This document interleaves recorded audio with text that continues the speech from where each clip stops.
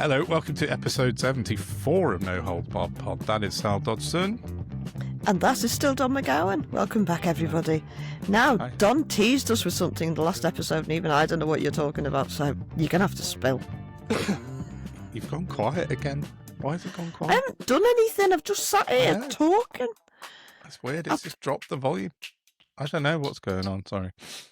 Everything's plugged in. It'd be the stupid fairies and the Oodge and the Don't Fleck. worry. I can always sort Can you hear me it out. better now? Oh, yeah, much better. Wow. Yeah, that's better. Okay.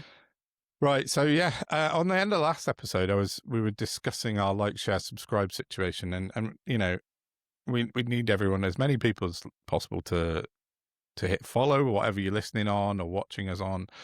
Hit subscribe on YouTube. None of these things cost you any money; they're all free. What's great for us and bumps us up the algorithm is comments, however, and Is it? Yeah. Comments are always good. So we get quite a few comments on YouTube mainly, and they're mainly all negative. I decided to have a look at Apple Podcasts the other day, which I hadn't checked in on in a while, and we've got a 3.3 out of 5 rating on Apple, mainly because people don't like what we say sometimes about reform, I think. So I just wanted to That's why we say it. We say the things exactly. other people won't or don't. Yeah. I just wanted to read a couple of the comments. The clues in the name. Yeah, exactly. The comments on Apple Podcasts made me laugh. Someone called Chris Croc, as in the shoes, gave us a 1-star review, just says awful. The title was awful and the text was awful. He said awful. Oh, well Thanks, done. Chris. Right. Yeah. And then someone called Aki number 9 titled his or her review Drivel. If I could leave no stars, I would. Utter woke nonsense. We're winning. Yeah. I just thought that's excellent. I'll take that. Thanks, Aki number 9. Utter woke nonsense. I think we'll put that on the website with web vigilantes. Oh, dear. But the thing is, even negative comments help us. So, you know, if you want to slag us off, crack on, please. Yeah, That's you what I see? wanted to say. Yeah. It all helps us with the old algorithm. So, yeah. Yeah. And that also being said, we should mention Patreon, which is patreon.com/no-holds-barred-pod for early episodes and get on our little community chat groups. We've got 3 chat groups going, and we've got a weekly Teams nice meeting little group building, isn't it? Yeah, we have. And I've got to tell you, it's a lot of people power building as well. We're building a network, man. I think we are. We get stuff done. Yeah. So join us. Absolutely. Get on board. Yeah, and it's not like you can get a 7-day free trial and check it out and have a listen and sort of see what our chat's up to if you want to, and you'll get the 2 episodes in that week a day early if you do on the 7-day trial. I think the base level for Patreon we set at the lowest possible level, didn't we? Whatever they would, we like did. $150 a month or something. Yeah. So it's not, you know, that gets you early episodes and stuff as well. So, and you get access to our chat community. So it's less than like, what's that? $150, about like an eighth of a cup of coffee nowadays. So yeah, it's not very much money. We do. Well, you certainly put a lot of hours into it, and I put lots of brain energy into it because that's all I've got. Yeah. So anyway, right, that's our little admin-y, housekeeping-y bit out of the way. What shall we start with? Oh, get the dumbbells out the way. Let's do the drivel, shall we, Don? Let's get the drivel out the way. Reform. I'm wearing my reform T-shirt today. I thought that was your Mr. Big. That is my Mr. Beast T-shirt. Team Beast. Water. That was it. Mr. Yeah, Big. but it's just the same colour, isn't it? It's just every time I see that bluey turquoise, that's I'm like, blue. Oh. It's no, that's definitely blue. You're all right. Anyway. Oh yeah, I was wearing this last week, walking down the street in Cheltenham. Some little girl was with her mum, and she was like, "Oh, that's Mr. Beast." Obviously not. I'm not Mr. Beast. She was pointing to my T-shirt. I think it's only kids that really recognise it. But what are you going to do? You're a parent. You've got an excuse. Yeah, that's true. And it was sent to me by Mr. Beast, to be fair, and Mark Rober. Anyway, reform. Okay, yeah. So this week, Reform have come up for a bit of scrutiny, only a little bit, but they have actually had a bit of media spotlight put on them. It was Tuesday, I believe, The Guardian dropped a story that they had found Christopher Harborne had gifted, in inverted commas, sorry, that ladybird's doing laps around my... There's a ladybird.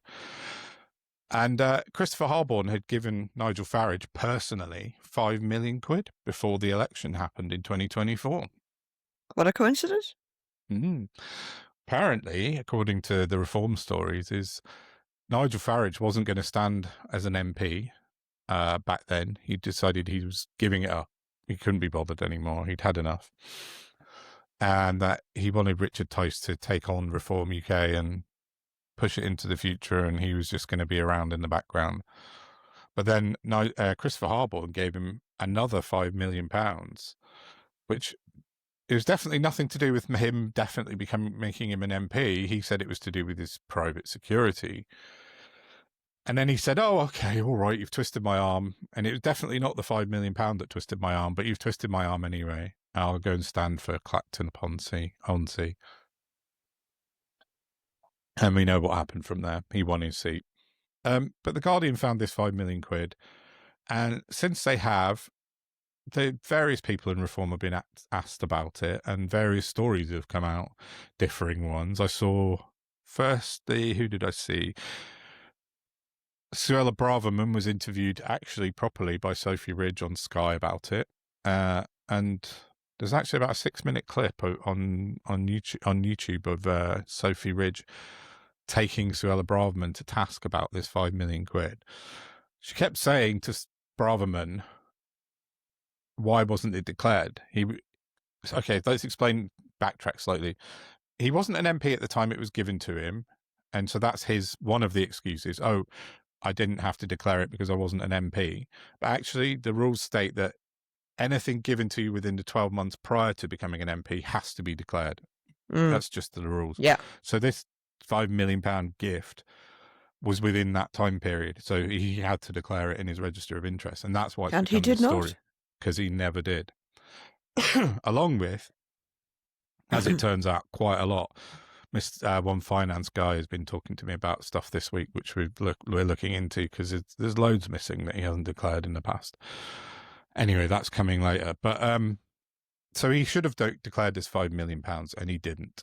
So Suella Braverman was saying, yeah, but it was for his private security. And she kept saying the same thing to Sophie Ridge on repeat. She said, so you want Nigel Farage to be killed? You think he should be killed? She kept saying that on Sky News. Sophie Ridge is going, I never said that. Of course you need to... Yeah, it really was. It's worth a look at the clip because it's just mad. I'll put a link into it. Actually. She is mad. She's been mad for a long time. She really is. But she kept saying it, and Sophie Ridge is going, no, but the rules state it was a gift. He had to declare it on his register of interest. Oh, what? It was for his security. You want him killed? You think he shouldn't have security? That's all she kept saying. I was like, this is mad. That is so juvenile. Yeah, really, totally. And she was answering completely the wrong question and just repeating it over and over again because he obviously didn't have the answer to the real question. But Sophie Ridge actually pushed her a bit, and it was quite telling because after 5 or 6 minutes, she just gave up and she was like, well, we're not going to get the answer out of you that we need. But I think that's the thing with journalists and Reform is that when they're pushed and they can't have an answer, they just get annoyed, they get angry, don't they? So yeah, like children who can't get their own way. Mm-hmm. Same.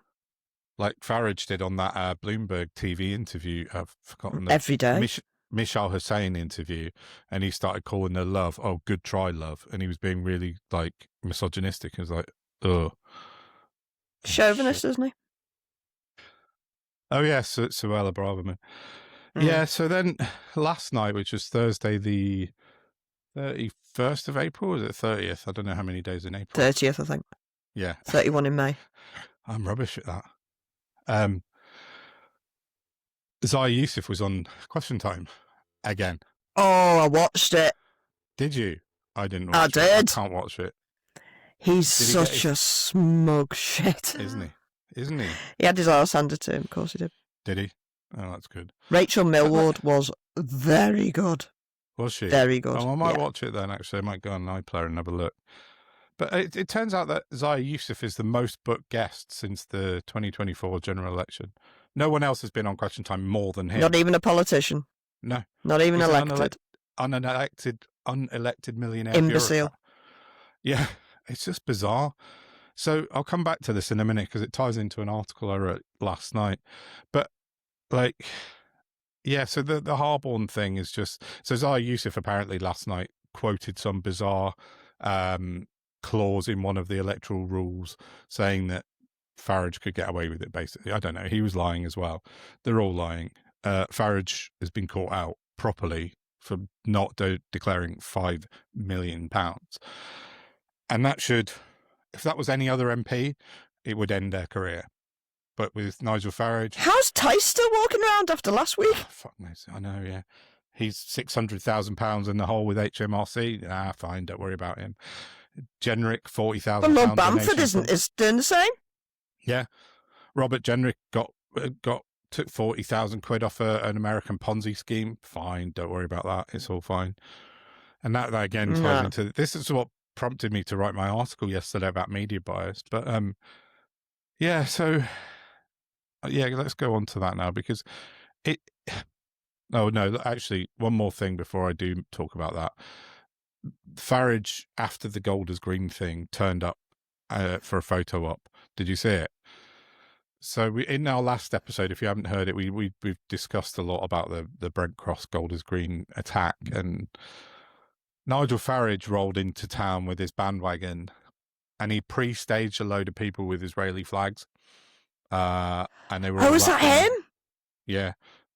And well, they also had organised for Keir Starmer coming as well and booed him, but the same group had been there earlier in the day, I think, for Nigel Farage, and they were like, "Oh, Nigel, we love you," and he was doing tours of like the Jewish bakeries and eating Jewish food and stuff. I just thought that's the hypocrisy of the man who has had what at school 27 accusations of being racist, anti-Semitic. Yeah, at school. And in adulthood, as many people pointed out to me on Twitter after I wrote that, he's got a history of it. He said to Trump that the biggest problem would be the Jews or something like that. You know, this guy is not a friend to the Jewish community. But they were all there, all loving him, apparently, the group that he'd put together, because everything he does, we know, is staged, everything. There's not a single thing he'll do without having it pre-prepared. And I just thought it was a disgusting photo. They're just co-opting, again, they're co-opting trauma that's stolen trauma 100%. But he did and it with using Southport. it for political ends. It's disgusting. That's what they've been doing with these rape gangs for years. Yeah, 100%. And he did it with Southport, didn't he? It's he despicable. milked for all it was possibly worth, and he still does, I think. So last night I was thinking, well, that was yesterday morning actually, and I haven't done a data deep dive on Twitter or on an article for a while. I sort of what got me my first Byline Times article last year when I used to do a bit of data diving on X. And so I thought I'd have a look because it's just quite... Yeah, let me just find my article. Yeah. So I thought I'd have a quick run of the numbers, and I compared Reform UK's. They've got 3 billionaire donors. All 3 are quite controversial, and all 3, to my mind, are flying completely under the radar. There's nothing being talked about. So apart from this £5 million that Christopher Harborne gifted to Farage, that's now being talked about by the news agents. Wow, well done. You've caught us up. It got me to thinking. So I thought, I broke out X Pro, which gives me access to, so I can write little snippets of code to search for certain things between certain dates and what have you, and stick some in a spreadsheet. So I looked at Christopher Harborne. So if you don't know about Harborne, he's a crypto billionaire, part owner of Tether. More significantly, and I think there's a lot more to come on this, I'm working on with one finance guy. He's the largest shareholder in Kinetic with a Q, which is wrapped up all entwined in our armed forces and our military. It's a defence technology company. It's a bit like Palantir, but a British version, and that's Christopher Harborne. And I think that's more significant than his crypto stuff, but then there's a lot more to come on that anyway. To date, he's given, including the £5 million that's come out this week, so there may be more, obviously. But what we know about is just under £28 million he's given to Nigel Farage. 28 million. For no reason. What a generous man. Yeah, exactly. Definitely not to get him to stand as an MP or to bankroll him, into government. The second guy is James Dello, who we talked about a few weeks ago, who's another crypto billionaire. He's already donated £4 million to Farage, said he's moving back from Hong Kong specifically so he can give millions of pounds to Nigel Farage. I don't know how he does it, how Farage does this, but, they seem... Because Leveson 2 was never implemented. Well, yeah, true. But they just seem absolutely to have hedged everything on, well, not everything, they're billionaires, but a lot of money on this guy becoming the next PM. The third billionaire that Farage has is an Iranian billionaire, surprisingly, British Iranian, who donated to a company called through a company called Interior Architecture Landscape Limited, who we wrote about. The Observer were going to pick up on my story last year, but they couldn't get it past their lawyers. And then it turned out... Go on. If there's any link between the Gandaharis and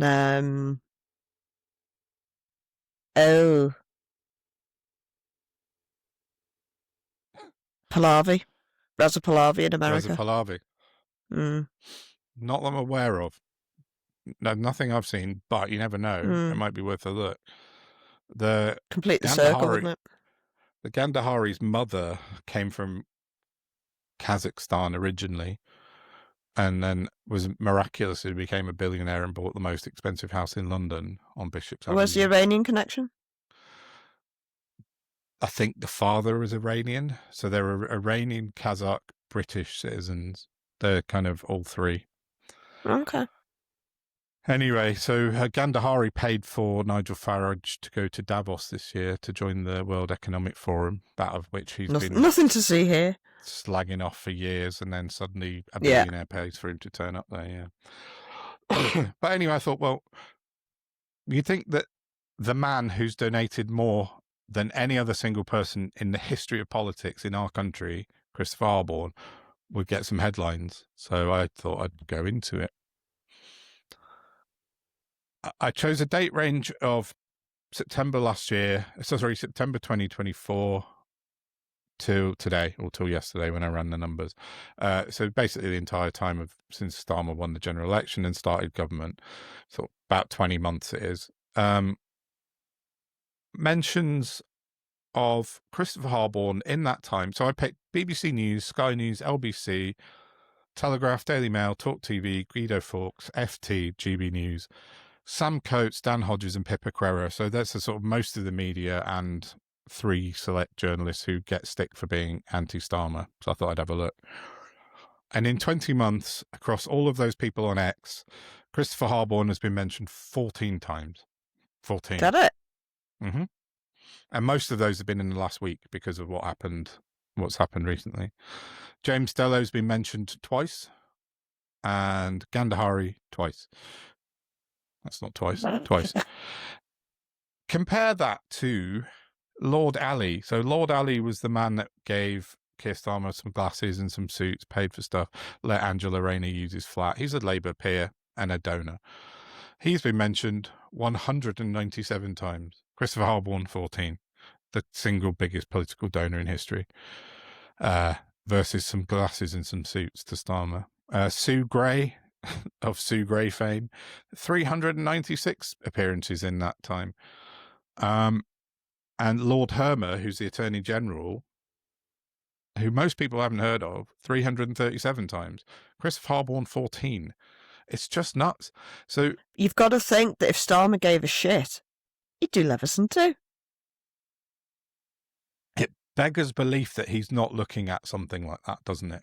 It really does. Yes. Oh, to the point where he's got to be invested in the whole scheme.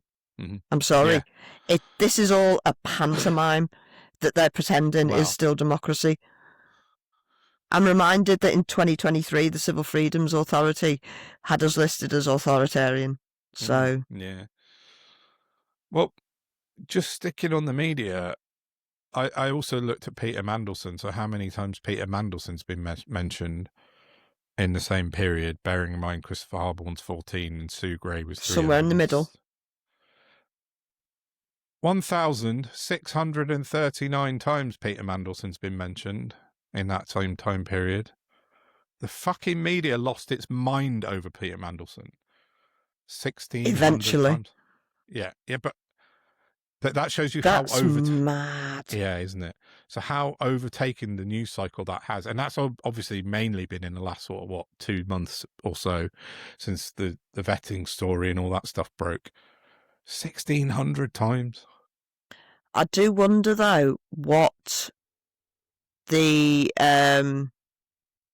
American angle, how much that plays into it, because Mandelson will have been mentioned a lot over in America because they're delighted we're doing something about it, even though what Mandelson's been sort of dealt with over has nothing to do with Epstein. It's about business secrets of the government. Yeah, it is. But I did. Nevertheless, so all I'm saying is if they're repeating on Mandelson over in the States, then it's going to likely reflect over here because they've got to keep up with the Joneses, haven't they? Yeah, well, maybe. I did also do a search on Epstein. Epstein was only mentioned 1,200 times compared to Mandelson's 1,600. And looking at the tweets, yeah, exactly. Looking at the tweets, most of the Epstein tweets, certainly over half of them, were related to Peter Mandelson, not to do with the Epstein files, but to do so let's say Epstein had 600 mentions in the same period to Peter Mandelson's 1,600. So it's just the most unhinged. GB News posted 461 times about Peter Mandelson in that period. Sky News, though, 246. Sky News went off the deep end with Peter Mandelson as well. Completely nuts. And I thought I'd run some other queries, like the cost of living I searched for, because, that should be the number one priority in the whole country. 400 times. Online safety, 368 times. I checked, I thought I'd go for a bit of balance, private schooling, 391 times, more than online safety, more than Lord Ali, Sue Gray, Harborne, Dello, Gandhari all together, private schools. Most of that, to be fair, was from the Daily Telegraph. Even the term drill, baby drill gets mentioned 36 times compared to Christopher Harborne's 14. It's nuts.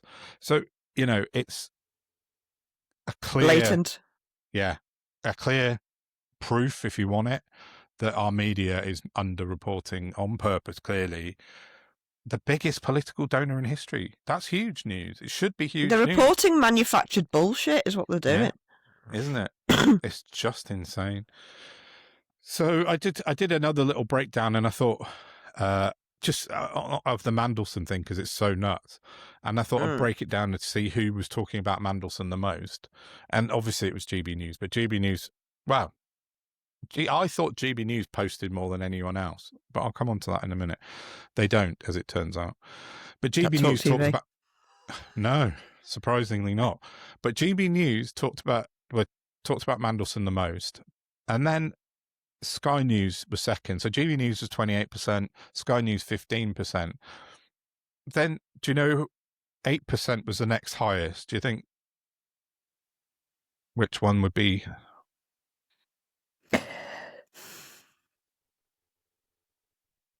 I'm tempted to say The Guardian, but only because Pippa Carrera's up to a wazoo in Labour Together. Pippa Carrera mentioned it 4% on her own, which is actually quite high. More than for BBC one person, it is. Jesus. Yeah, more than BBC News. But wait, on 8%, Dan Hodges, on his own. Only Sky News and GB News tweeted more about Peter Mandelson than Dan Hodges. Dan Hodges is an agent. Dan Hodges is an agent of somewhere. 8% of all Mandelson tweets in the last 20 months were Dan Hodges on his own. That's insane. Isn't it? It's crazy. I mean, Pippa Crerar is quite high on 4% for one person. Sam Coates is on 2%, which is the same as BBC News. But Dan Hodges on 8%, the third highest out of all news outlets.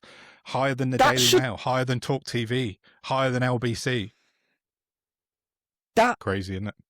Is he linked in with Musk? I mean, I'm assuming this is mostly through Twitter. Yeah, it's only if not Twitter, exclusively. Sorry, yeah. Oh, right, okay. It is only, yeah. It's only counted on Twitter, this stuff. So it's, yeah. So has he got a line into Musk? Don't know. He's a Daily Mail columnist, isn't he? But he tweeted, he was on 8% when the Daily Mail newspaper. No, but to get that level of traction, that you've got to figure that high. It's just incessant. How many times did he post about it? Let me have a look. I'll tell you the exact number.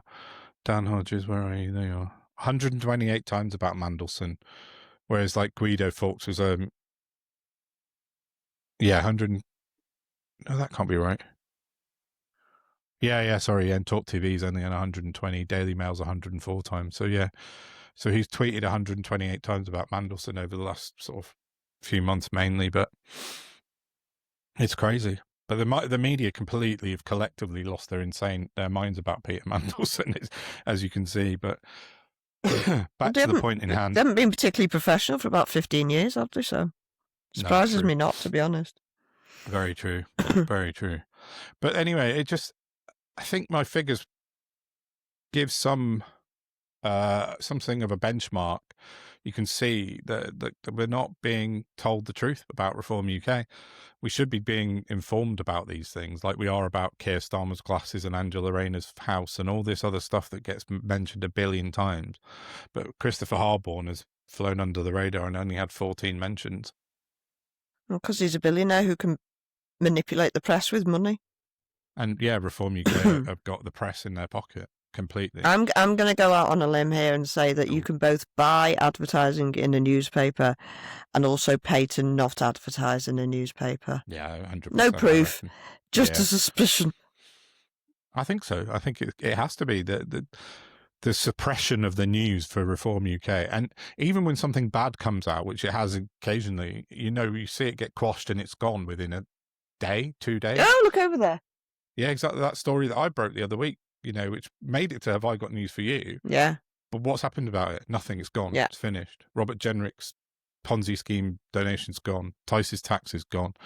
It just gets squashed. No justice. Yeah. Yeah. So I'm going to keep shouting about it. We're going to keep shouting about it. We are. And just as an aside, I thought it'd be interesting because when I've done these data things before, GB News always kind of skews the figures because they tweet more than everyone else. So I picked a random day, 24 hours, which was last week, 24th of April. And I found out that GB News posted 239 times in 24 hours. So that's every day they're doing this, about 240 tweets a day, which is about, what did I count it out? It's about 10 an hour. That's a lot, right? But then that's one every 6 minutes, isn't it? Yeah. And then I checked all of the same people that I mentioned before, and the Daily Mail actually posted 275 times in the same 24-hour period. So they're tweeting more often than GB News. So it's like... And it's all dog shit as well. Not like... it's just propaganda, isn't it? Yeah, and then Sky News falls into third place with a measly 115 in 24 hours. But the social media team that not Christopher Harborne, what's his name, Paul Marshall, who owns GB News. I mean, he's losing money so badly at GB News. They're losing millions every year, but he doesn't give a monkey. He's they've posted losses for the last 3 years. No, I know, but they see it as paying for a service, don't they? It's not a loss. Oh yeah, that's exactly what's going to happen. It's funding propaganda on behalf of people.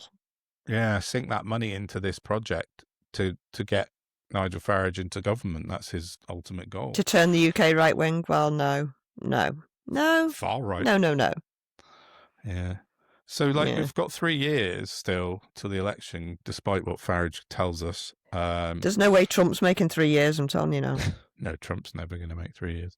I still don't think that Farage will make the full for 3 years. I think he'll give up before then. And I think when Farage gives up, and if Trump goes, that'll be a big thing for Farage, a big blow, won't it, which we've said before. He's not going to give up while he's propped up by money, but if, El Trumpo. That terrible thing, then he's toast, isn't he? Which shouldn't be a thing, because it's all the psychological. Trump is this impenetrable force, which he's not. He's just a fucking lunatic, isn't he? Well, yeah. And when he goes, we're going to be left with other lunatics. But the fact is that they haven't spent their entire lifetimes building this caricature of a evil despot. So they're just going to get dispatched legally, like they should be.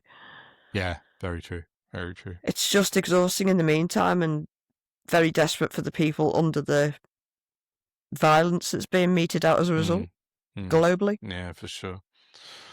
So I think that's it, really. I think it just kind of, I think I found it's proof as proof was needed that our media are falling in behind the Farage machine, aren't they, for the most part? And it's not just GB News and Talk TV and Daily Mail like you'd expect. Oh, they're all at it. The BBC, as proved by Zaya Yusuf being on Question Time for the umpteenth. They're just a Zionist tool, aren't they, the BBC? Yeah. They're lost for the moment. LBC, Sky News, they're all just falling in with the Farrago, I think we called it. They're all propagandists. Yeah. No, we haven't had genuine, proper, trustworthy news since my son was born, or probably before that, I don't know. He's 20. Yeah, it's really disappointing, isn't it? You got people like Byline Times and the Bylines Network and the New World, but they don't get the same coverage or traction, obviously, as people like the Daily Mail or GB News. So, yeah, it's very disappointing to hear. However, you can go and read it all, the full article on my Substack or on X. I put about on both. I will put a link below. And that was my Farage roundup of the week. Farage round. No, one more thing. One more thing, if you don't mind. I just wrote this last night, and I just wanted to caveat it slightly because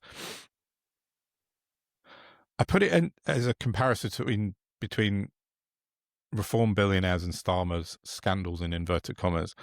And I think the kind of media bias against Keir Starmer is just so viciously wrong now.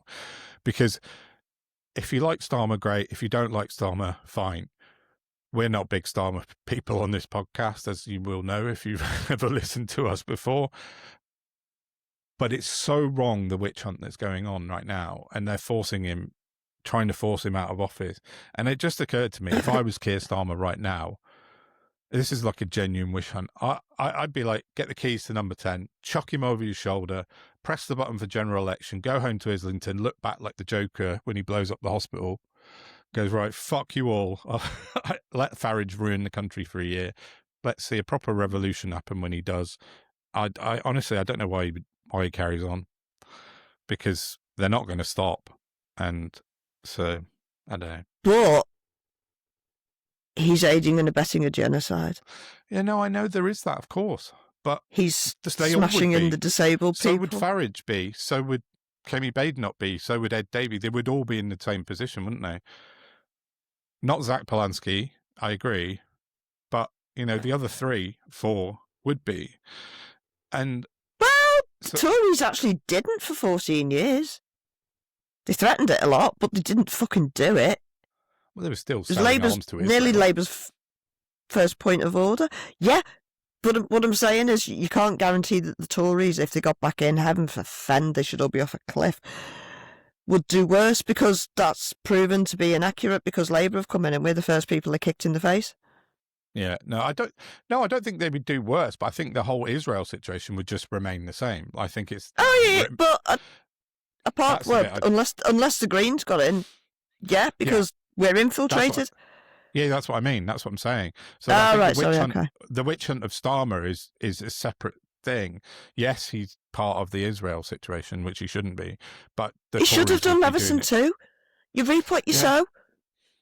Yeah. I've said about 5 times this week, all it takes for evil to prosper is for good men to sit there and do nothing. I don't understand why he's not doing anything about it either. It doesn't make any sense to me. He should be... Well, you see, I'm past that suspicion. I now believe he's fully intrinsically involved in it, so whatever that is. possible. It is possible. But honestly, I'd be like doing the fucking general election if I was Keir Starmer. Right, fuck you, I'm off. Like, yeah, but you're a genuine person. You'd be doing it genuinely. He's joined a toxic machine because he wanted to. I don't know why. What's he going to do to improve the country exactly? Because what's he offering us? Because all at the minute he's offering us is keeping hold of the status quo to keep the war going and to keep the genocide going. I'm told lots of lies about the NHS. Yeah, it's difficult to know, but I do think the media is out of control. That was my point. It is. I think that's why we exist. Fully insane. Yeah. Yeah. Because I don't think if Nigel Farage was Prime Minister, this shit would be going on right now. To the extent that it is right now. So, yeah, I don't know. I mean, again, how many MPs has he got? Who? Farage? Yeah, it's 8. Including himself, 8, yeah. Okay, and how many people do we need to form a cabinet again, Don? 22-ish. Yeah. Yeah, you see, this is why I struggle to take it all very seriously, and I don't understand. I mean, literally, if we'd have gone back to, say, 2021, if I'd have turned around and said, oh, Nigel Farage is going to take on government with 3 MPs, I'd have been sectioned. But then the press started saying it because they were trying to manufacture it happening. Exactly. And we're like a few years later and he's up to 8 MPs. Now it's up like 1 a year or something, whatever. Just go away. You're just grifting shitbags. But the reason we know there's such terrible grifting shitbags is because there's good news coming out of China. Yes. Very true. Very true. Then I'm here to bring you all because... Yeah, go for it. You know, no one's saying any country's perfect. Nobody's got a brilliant government that's all humanitarian. It's what we're striving for. But in the meantime, everything we get told about China, all I'm going to say is take it with a pinch of salt and go and do your own research because I've got an article here from GadgetReview.com. Yeah. Reporting on the AI termination ban. Why Chinese courts just made it illegal to replace workers with robots. China, this is China we're talking about, right? Who are seemingly doing responsible things. Yeah. Obviously, as regular listeners will know, I'm not technologically literate, so I'm just going to read the words to everybody. Go for it. Hangzhou and Beijing courts rule AI adoption doesn't justify worker termination, forcing costly compliance for global tech manufacturers. The key takeaways. Chinese courts rule AI implementation doesn't legally justify firing workers under labour contract law. Tech companies must budget for worker transitions and training before automating jobs. Manufacturing cost increases from labour protections will likely raise consumer electronic prices. And it goes on to say that your favourite gadgets just got more expensive to make and that might be a good thing. Chinese courts delivered a surprising blow to tech companies betting on AI-powered cost-cutting, ruling that artificial intelligence adoption doesn't justify terminating employees under the country's labour contract law. The Hangzhou Intermediate People's Court made headlines in April when it sided with a senior tech worker named Zhu, whose company tried to demote him with a massive pay cut after implementing AI systems. The court's message was crystal clear. AI efficiency gains don't constitute a, quote-unquote, major change in objective circumstances that would legally permit firing workers. The legal reasoning cuts through corporate justifications. AI implementation is a voluntary business decision, not an unforeseeable catastrophe. Interesting. This wasn't an isolated ruling. Beijing courts had already established the precedent in December 2025, protecting a map data collector named Lu, whose job was automated away. The legal reasoning cuts through the corporate justifications like a hot knife through butter. AI implementation is a voluntary business decision, not an unforeseeable catastrophe like natural disasters or policy shifts. Courts emphasise that companies choosing to automate must negotiate with employees, offer training or provide reasonable reassignments before showing anyone the door. I won't go on again, but you get the gist. And we can link it to the bottom of the pod. But how good is that? Well, hope out of China.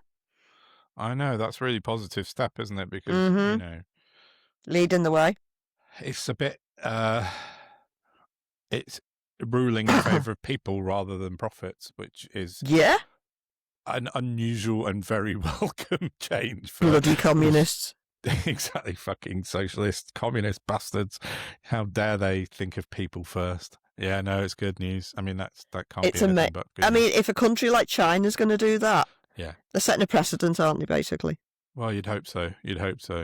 I mean, once Trump's out the way, because that obviously holds everything up, like, if that then sort of, becomes the norm across the world. Well, maybe America's going to end up becoming the new China. Yeah. What, after Trump goes? Well, no, like low-paid factories and that. Oh, yeah, I mean, they're trying to... You know, spinning out all sorts of cheap shite. Yeah, true. Could be. Might replace it. That might be Trump's last throw of the dice before he kicks it. Well, I mean, that's what they're doing. They're trying to industrialise us, aren't they? They are. So... They're trying to. Yeah. Yeah. Like cattle, like cattles, like cows in cattle sheds. That's what I was trying to say. Oh, right. Like cattles in cows. It came on the news earlier that Trump's going to put a 25% tariff on the EU car manufacturers. Like, you can't. Your fucking tariffs are illegal, mate. You're having to pay back $166 billion because of your illegal tariff. And so he's thrown that out this afternoon. Friday afternoon bullshit from Trump. I don't know if he's demented. If he's closed or opened the Strait of Hormuz again this Friday, but yeah. I tell you what I do have. Have you got anything else? No, I'm done.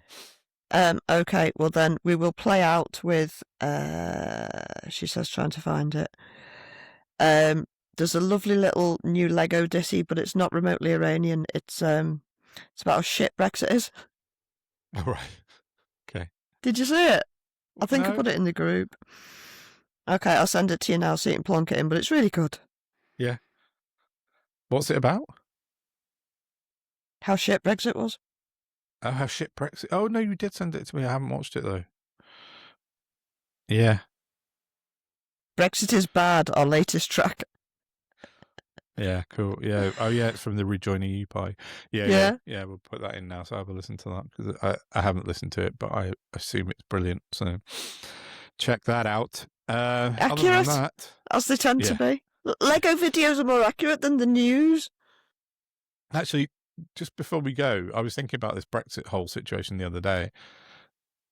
If Keir Starmer started running on a platform of rejoining the EU, he would absolutely fucking walk the next general election.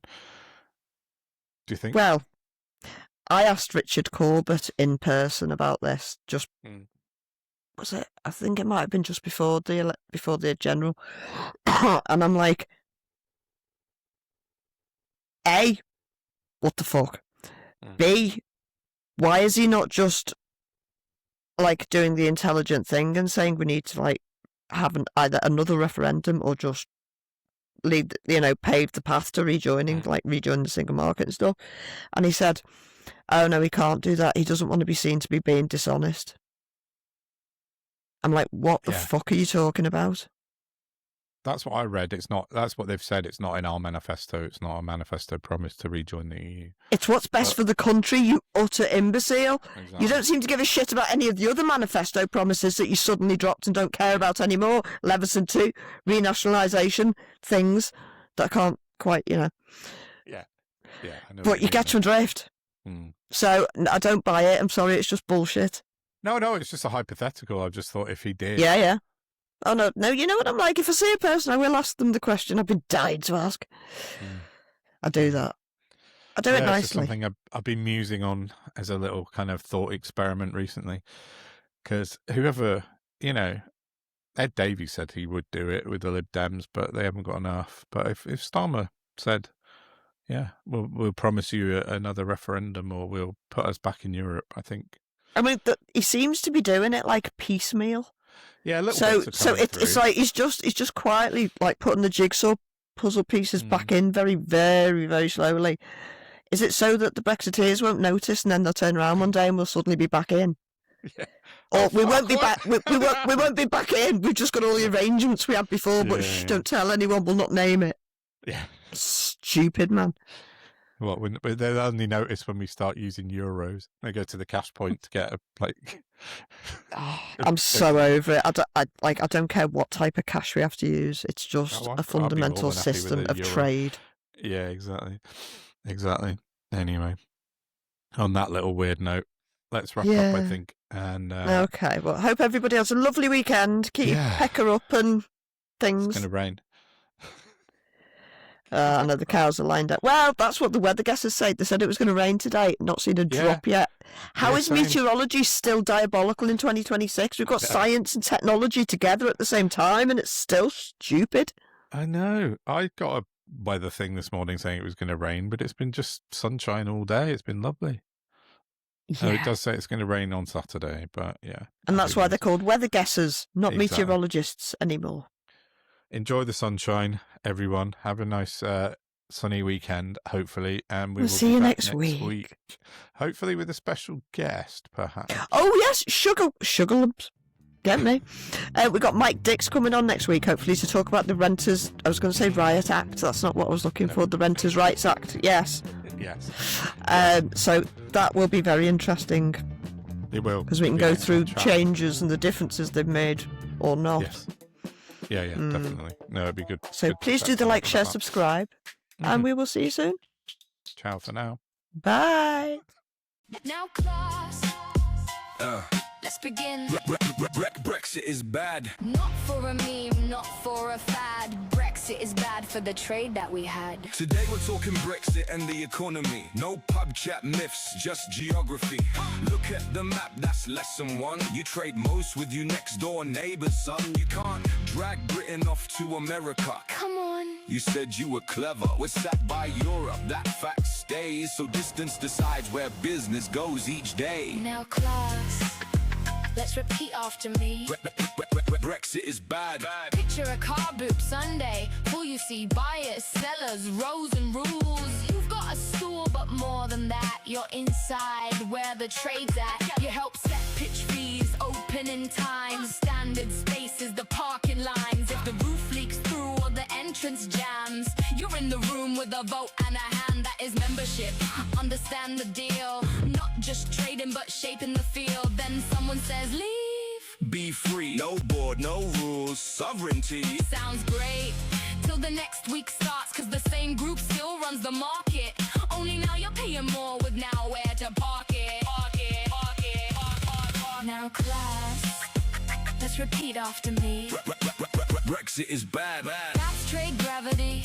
Simply trade with your neighbors or feel the cost. Shortest route, lowest price, profits lost. That's why nearby trade is the core of the game. That means cheaper food, cheaper meds, fewer hold-ups at the border checks. So Brexit did not make distance go away. It just put more friction every day. Membership cuts the cost when the crates come round. Get you back in the room where the rules go down. Rejoin the table, don't plead for trade now. Same map, same sea, same Brexit truth each day. You can't shift the island, but you can vote this away. Brexit is bad, that's the lesson today.